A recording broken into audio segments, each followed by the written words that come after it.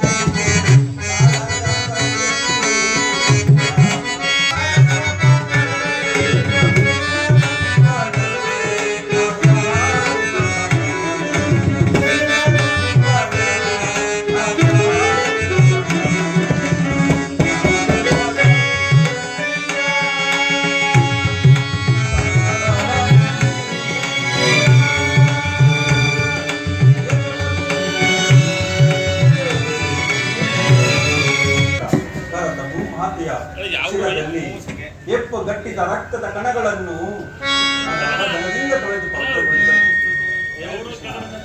ಆದ್ದರಿಂದ ನೀನು ನಮ್ಮ ಸಂಧಾನಿಯಾಗಿ ಆ ದುರ್ಯೋಧನನ ಬಳಿಗೆ ಹೋಗಿ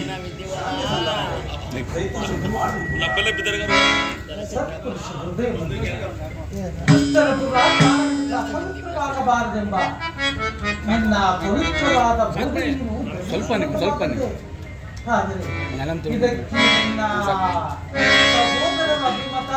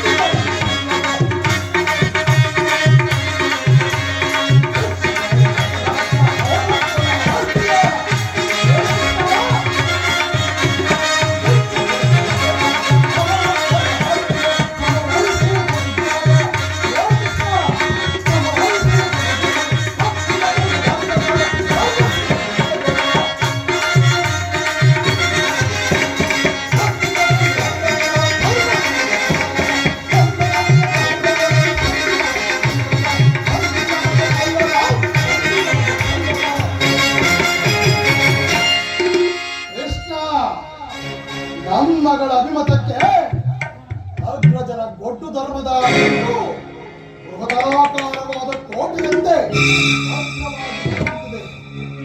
ಅದನ್ನು ಛೇದಿಸಿ ಮುನ್ನುಗ್ಗೋಣವೆಂದರೆ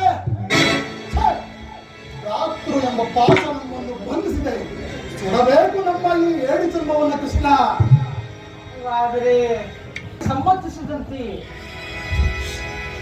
ಹೀಗೆ ಅಭಿಪ್ರಾಯ ಹೀಗಾಯಿತಲ್ಲ ಎಂದು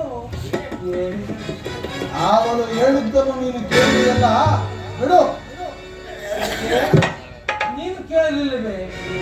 ಕೇಳಿ ಅದರಿಂದಾಗುವ ಪ್ರಯೋಜನವಾದರೂ ಏನು ಕೃಷ್ಣ? ನನಗೆ ಒಂದೂ ತಿಳಿಯದೆಯ. ಒಟ್ಟಿನಲ್ಲಿ ಸತಿಗಳ ಆಪ್ತನಾದವನು ಆಲಿಸಬೇಕಾದ್ದು ಪತಿಯಾದ ನಿನ್ನ ಕರ್ತವ್ಯವಿಲ್ಲದೆ. ಇದು ಚಂದ ಆಗಿದ್ದು ಕೃಷ್ಣ. ಏಕೆ ನೀನುಳಿದ ನಾಲ್ವರು ಇವಳಿಗೆ ಪತಿಗಳಲ್ಲವೇ?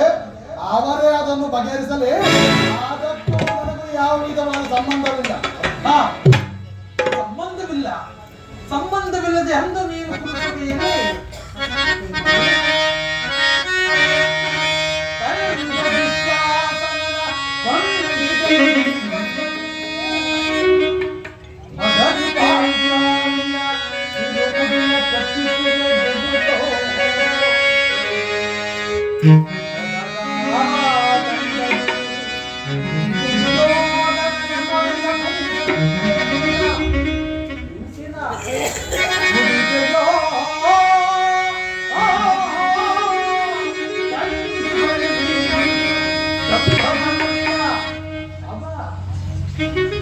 ಮರೆತೆಯೋ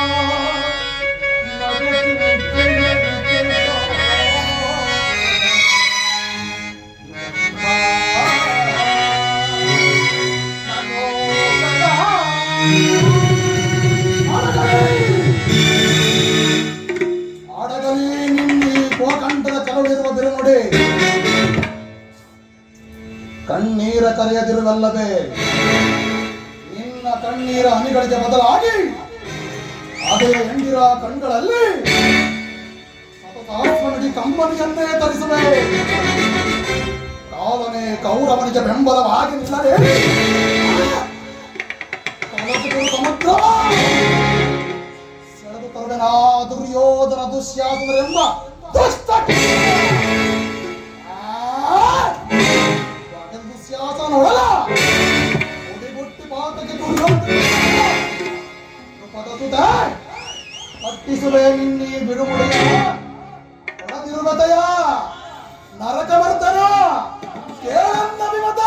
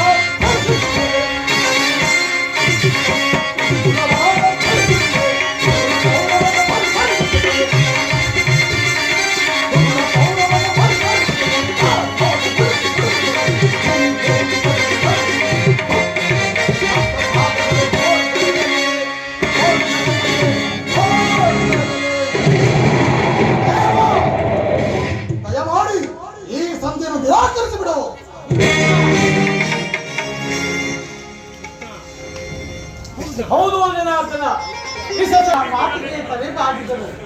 ಅವರ ಅಂತರಂಗದಲ್ಲಿ ಸೇರಿದ ಜ್ವಾಲೆ ಜಗದಗನೆ ಎತ್ತು ನೀರಾಗುತ್ತಿದೆ. ಅಂತಹ ಸಂದಿಗ್ಧ ಪರಿಸ್ಥಿತಿ ದಮನ ಮಾಡುವ ಶಕ್ತಿ ಇಲ್ಲದೆ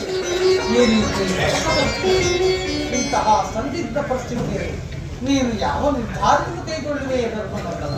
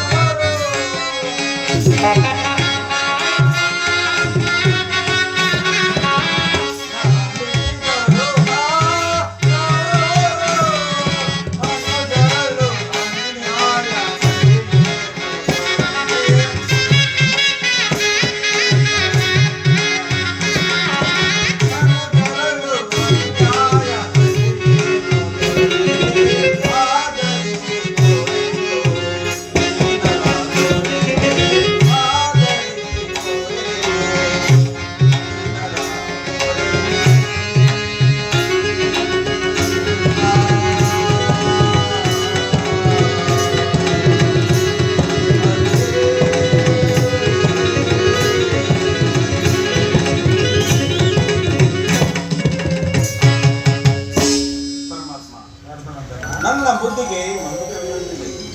ನನ್ನ ಸಮಸ್ತ ವಿಚಾರವನ್ನು ಅರಿತಿರುವ ಪ್ರಭು ನೀನು. ಇನ್ನು ಮುಂದೆ ತಮ್ಮ ಚಿತ್ತವಿದ್ದಂತೆ ಮಾಡಿಕೊಂಡ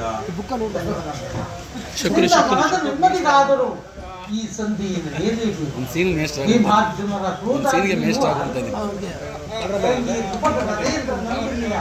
ಕಣ್ಣೀರ ಕಾಲುವೆಯು ಅದಕ್ಕಾಗಿ ಈ ಕುರುಸಭೆಯಿಂದ ಪರಮಾತ್ಮ ತಮ್ಮ ಚಿತ್ತ